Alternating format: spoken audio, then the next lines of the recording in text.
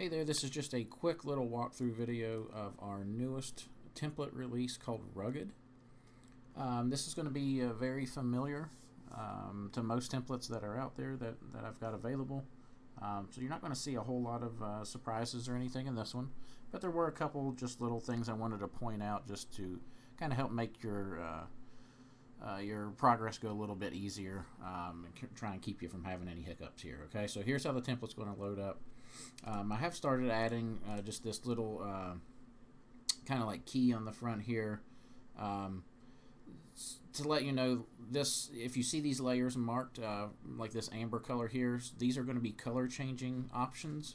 So if you're looking to change colors in the layer stack, you want to look for layers that are colored in this orange or amber color, and then the red layers are where the subjects are going to be placed. So this is just a layer you can turn off. Again, that's just a little key there to kind of give you a heads up there. So we're going to turn that off, and then we're going to take a look at our layer stack. Again, no surprises here. If you've used any of my templates, it's all going to feel very familiar. So on this one, you know, we've got some options here, some foreground smoke.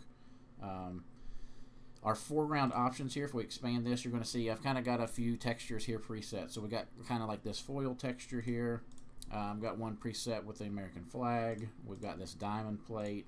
And of course, like if you turn this on and expand here, you're going to see that orange option. That signifies this is a color changing option. So we can turn that off for no color. This one is set up as just a solid color fill, so we can click on that, double click on the color, and you could come pick any color. You could plug a hex code in, RGB values, however you like there. Okay, so easy color changes in there.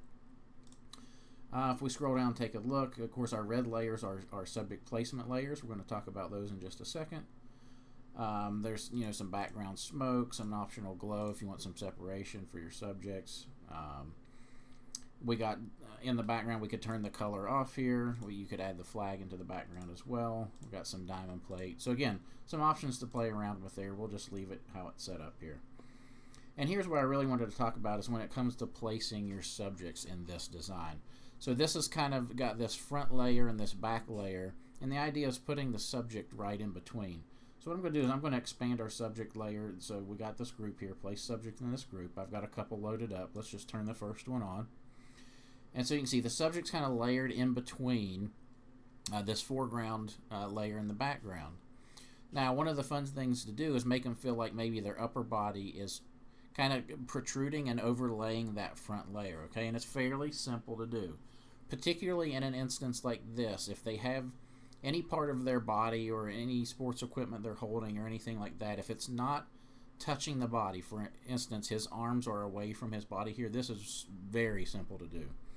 And what we want to do is the first thing I do is just expand this group up here, also in red. So this is overlapping body parts. So this is any of your body parts that are going to overlap this front layer. I'm going to expand that.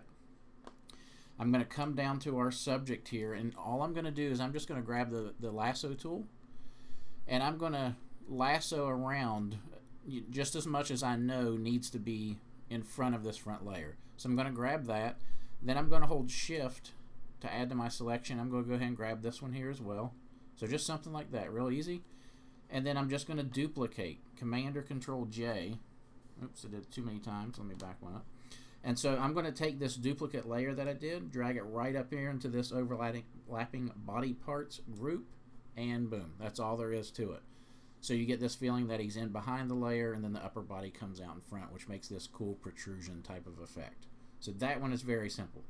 Now the other option here is if you've got a part that you want to overlap that's touching or near the body, okay? It's still the same process. It's just a bit more involved in how we make the selection, okay? So what I'm going to do, I'm going to go ahead and turn the foreground layers off for just a second. And I can kind of see I need to come up like right near the wrist and then kind of circle around the elbow here. I'm just kind of taking a look at what I need to get here. So I'm going to turn the foreground options off. And what I'm going to do is I'm going to just zoom into his arm here, and I'm just going to use the pen tool. And so if you've never used the pen tool, it can be a little daunting at first. It's not too scary once you use it a few times. But basically, you use the pen tool by creating a set of nodes and dragging curves in between those nodes. And so you can make some elaborate selections. So let's just back out of that. So this is what we're going to do. I'm going to take the pen tool. Now, I don't have to be too particular over here. Remember, our subject is an extraction, so I don't have to be particular on his edges out here that aren't touching the body. So I'm just going to quickly come around here. But then I'm going to get particular here. I'm going to come up where the arm meets. And then I'm going to make a new node here, click and drag that arch to match the arm. I'm going to hold Alt-Option, which is going to allow me to point this in a new direction. I'm going to come up, bend that, make a new selection. Then I'm going to hold Alt-Option, move this pointer down, click, make a new curve. And I'm just going to keep this process until I come around here. Let's come to the top of the arm. I'm going to make a curve here. Hold Alt-Option to move my pointer, make a curve, Alt-Option to move this pointer. And you can see I'm just kind of moving this around.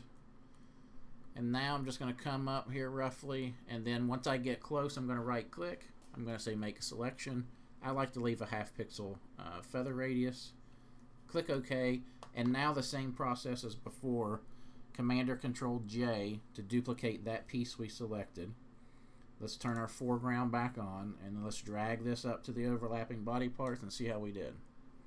And that's all there is to it. So again, the process is very simple. But there's just, if you're not familiar with the pen tool, that's the only little hiccup you might run into there. And then one last little thing that you can do, which is kind of cool, I like to do to make it really feel overlapped. You could drop under this body part you put in. Let's do a new blank layer. I'm just going to grab a black brush. I'm going to make sure I'm on a low flow here, and you could come and you could paint some arm shadow under this to make it feel like it's really overlapping. So there you go. Let's back this out, and you'll see making that little overlap there does a lot for the overall presentation of this template, and it's not very difficult to do, but hopefully that'll keep you from running into too many headaches as you try and play with this. Good luck and enjoy.